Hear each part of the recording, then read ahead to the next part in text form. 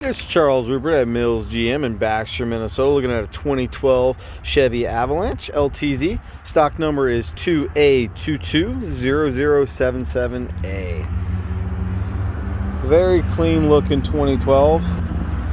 Looks like brand new rubber here on the tires.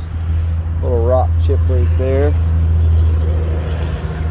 Does have powered running boards.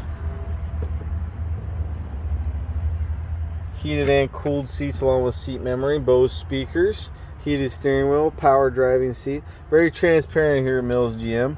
Driver's seat does have this tear right here. Very clean for 2012. Moonroof, DVD player.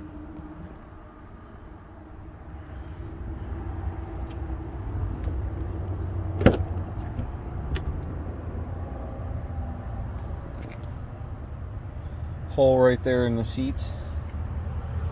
Very clean for a 2012. No real rust showing.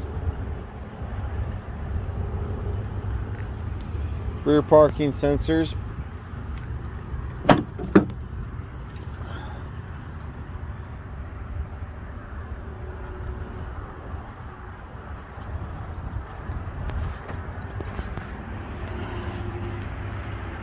Roof rack up top.